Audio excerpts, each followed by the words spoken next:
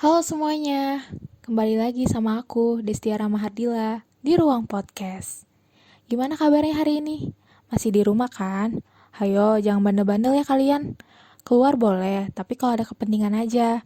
Kalau nggak penting-penting banget, mending gak usah keluar dulu deh. Main sama teman, nanti dulu aja, biarkan semuanya normal. Jangan sampai karena bandel, nekat, akhirnya malah menjadi-jadi. Oh iya, kalau keluar jangan lupa pakai maskernya ya. Bawa hand sanitizer kalian untuk jaga-jaga, dan setelah pulang jangan lupa cuci tangan terlebih dahulu. Nah, di podcast ini aku bakal membahas tentang apakah kita sudah benar dalam menerapkan PSBB kali ini. So, stay tune ya.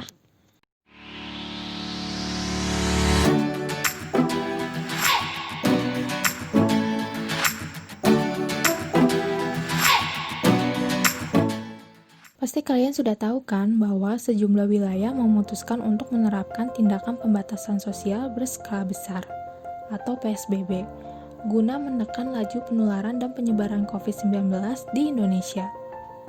PSBB adalah pembatasan kegiatan tertentu penduduk dalam suatu wilayah yang diduga terinfeksi virus corona untuk mencegah kemungkinan penyebaran semakin meluas.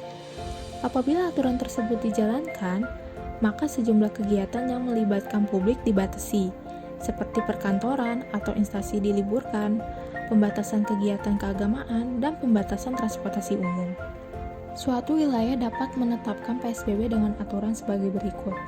Yang pertama, jumlah kasus atau jumlah kematian akibat penyakit mengalami peningkatan dan penyebaran secara signifikan dan cepat ke beberapa wilayah.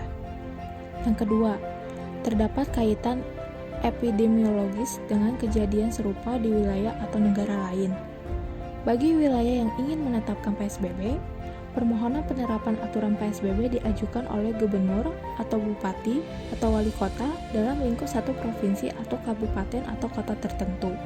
Kemudian, untuk penetapan PSBB lingkup satu kabupaten atau kota, permohonan dapat diajukan oleh bupati atau wali kota. Permohonan PSBB harus dilengkapi dengan data peningkatan jumlah kasus menurut waktu dan kurva epidemiologis, penyebaran kasus, dan peta penyebaran. Selanjutnya, kesiapan daerah mengenai kesediaan kebutuhan hidup dasar rakyat, sarana dan prasarana kesehatan, anggaran dan operasionalisasi jaringan, pengamanan sosial, dan aspek keamanan juga dapat disampaikan.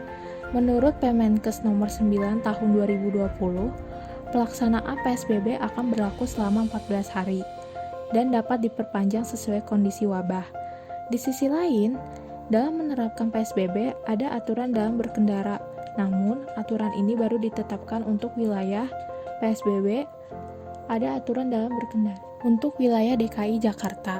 Adapun transportasi penumpang baik umum maupun pribadi perlu diperhatikan dalam membawa jumlah penumpang dan jarak antar penumpang. Sementara untuk layanan ekspedisi barang, termasuk ojek online, hanya diperbolehkan mengangkut barang saja selama PSBB. Pada 26 April, gugus tugas percepatan penanganan COVID-19 mencatat 24 daerah, 22 kabupaten atau kota, dan 2 provinsi telah menerapkan pembatasan sosial berskala besar. Kebijakan PSBB diambil untuk menekan angka penyebaran dan mempercepat penanganan COVID-19. DKI Jakarta mulai menerapkan PSBB sejak 10 April. Kabupaten atau Kota Bogor, Kota Depok, Kabupaten atau Kota Bekasi juga menerapkan PSBB sejak 15 April tahun 2020. Pada 2 April lalu, wilayah metropolitan Bandung Raya dan Provinsi Sumatera Barat juga mulai menerapkan PSBB di wilayahnya masing-masing. Sebagai catatan, kebijakan PSBB ini telah diatur dalam Peraturan Pemerintah Nomor 21 Tahun 2020 tentang PSBB dalam rangka percepatan penanganan virus COVID-19. PSBB juga diatur dalam Peraturan Menteri Kesehatan Nomor 9 Tahun 2020. Namun permasalahannya masih banyak masyarakat yang tidak mematuhi kebijakan pembatasan sosial berskala besar. Pertama, karena secara kebijakan, PSBB masih memperbolehkan lalu lintas sosial dan ekonomi masyarakat. Kedua, secara sosiologi kebudayaan, masyarakat Indonesia memiliki budaya guyup yang kuat. Ubedillah mengatakan, di antara budaya guyup itu adalah bercengkerama, gotong royong, dan budaya ngumpul, sehingga tidak mudah mengubah situasi kultural tersebut karena telah melekat di tubuh sosial masyarakat. Ketiga, rasionalitas masyarakat Indonesia secara umum masih rendah. Kemampuan untuk mengumpulkan, menata, dan memperkuat argumen untuk melakukan jaga jarak fisik masih rendah. Masih menganggap tidak penting, bahkan cenderung abai. Keempat, kebijakan pemerintah dan turunnya berupa petunjuk pelaksanaan dan anjuran lainnya belum tersosialisasi secara masif. Masyarakat bawah belum menerima informasi utuh.